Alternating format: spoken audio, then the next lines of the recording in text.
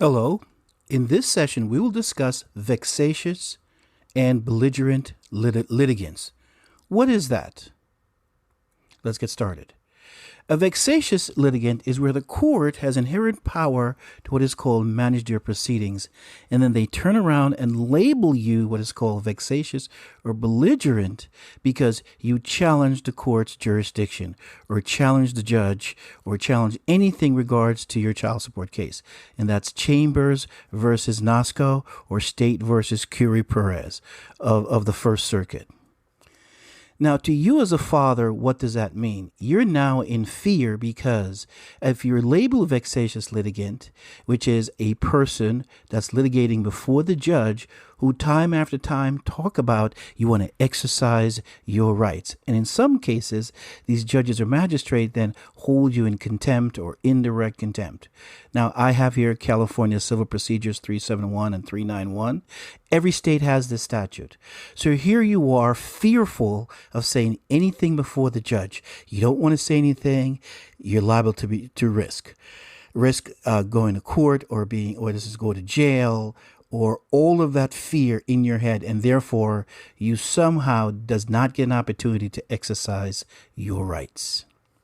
Well, what does that mean? How do you exercise your rights? Well, Ben Franklin, Thomas Jefferson says, if you give up essential liberties in order to obtain temporary safety, then you don't deserve liberty at all.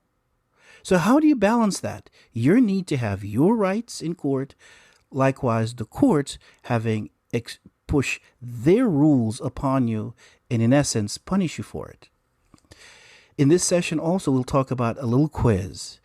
Can you sue a judge if you're labeled vexatious litigant? Let's get started. Hello, my name is Chris, and in this session we're going to talk about sort of a problem in court where the judges, magistrate, inflict their rights, their rules on you and are anticipated that you will just follow without any question. We have a video called How to Sue Judges. Please feel free to watch that video. The stuff that's discussed here will not be included in that video. Also, please tune in to us on our podcast. We're on Spotify, Amazon, Apple as well. And from time to time, we ask for your support. We bring you this research and we ask for a small donation. $5 on a Cash App is welcomed. We ask for $25 either on PayPal or Cash App, but any amount will be very much appreciated. So let's talk about this category called belligerent in person. It reads, the belligerent person is someone who is not passive about their rights, and they're not ignorant of their rights, and who are willing to come to court and argue with judges and magistrate. It is also a fighting clause. And that is, if you want to maintain your rights or support your rights, it's combative in court. Next, an attorney cannot do this for you. If you hire an attorney, they cannot go to court and be combative. And we'll talk about that in a few minutes. Next, if you are labeled belligerent or vexatious, here's the thing. It is perfectly okay. Under the Constitution, what is called the Confrontation Clause of the Sixth Amendment, you are anticipated to be a belligerent claimant in person. Yes, it's called belligerent claimant in person. And that's United States versus Gannon, and it mostly mentioned in U.S. versus Johnson and McAllister versus Henkel. So vexatious litigant. So who is a vexatious litigant? Well, attorneys and lawyers. You, as a pro per in court defending your rights, is a belligerent claimant, but a vexatious litigant only applies to attorneys.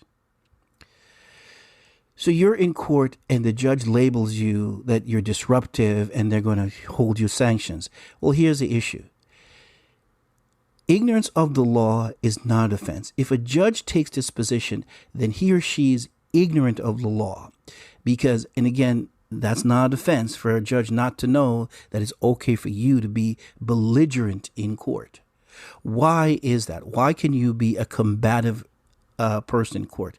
Because the Sixth Amendment right, which says a party has the right to attend his or her own trial. It's an absolute guarantee. And even if there is misconduct in the courtroom, you never lose that right. And for many of you, this is what happens to you.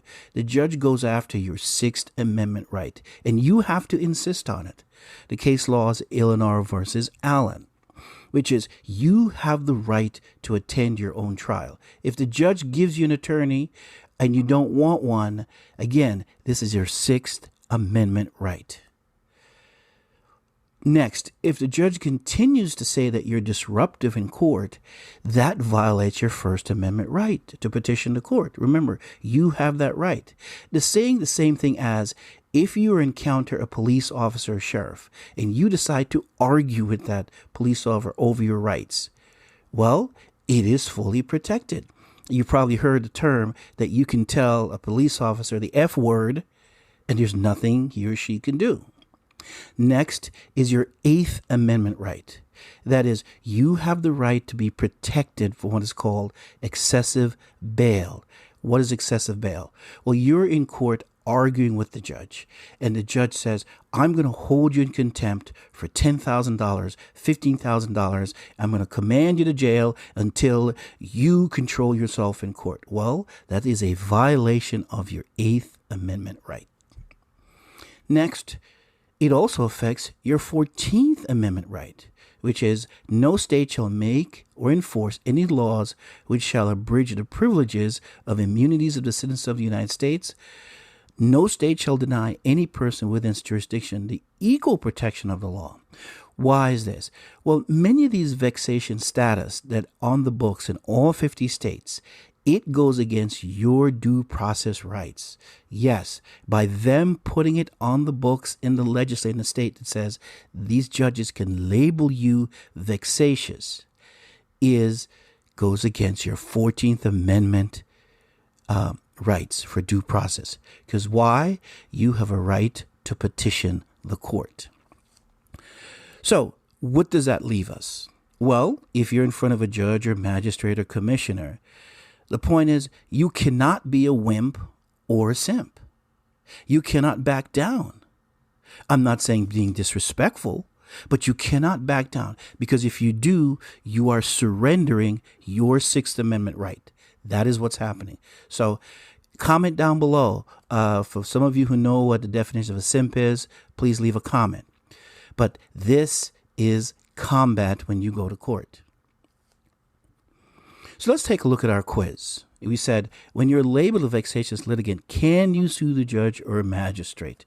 That answer is yes. But before you do that, you need to collect your paperwork, the court orders. You need a court order that says the judge has labeled you vexatious or labeled you belligerent. You need that because that is your evidence within your lawsuit. You also need objections and affidavits. Basically, you need your paperwork. So once that happens, remember, you have to notify that judge or magistrate that you intend on suing them. And that's called a notice of a claim.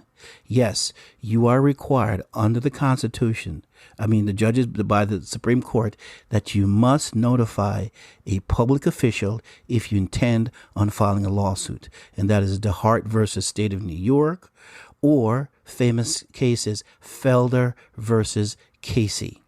And that is a notice of intent to file a claim. And why is that?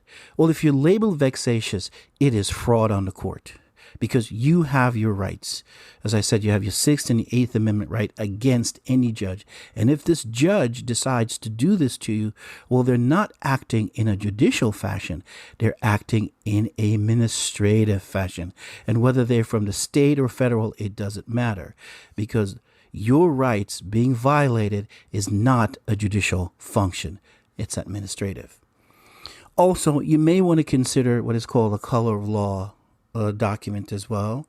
I've already done a video on that. Please look into that if you don't know what that is.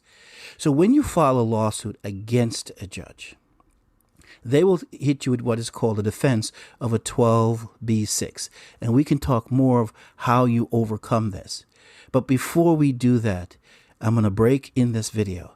I am asking, in order to continue this discussion, I want everyone to ask your friends and share this video.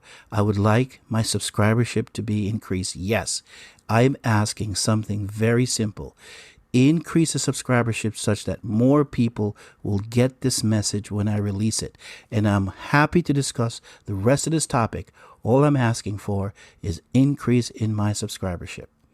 So what are we going to be discussing if we were to discuss this topic? Well, there's 4 rules to being a vexatious belligerent and what the defenses are against that. That's what we'll discuss. So please continue to support this channel. We ask for a small donation, and we will continue this because this is war. This is a fight. Being labeled vexatious litigant is an unconstitutional act by a judge, and therefore it is subject to a lawsuit. And here we are at the end. Again, thanks for tuning into this episode. Thanks. Have a great day.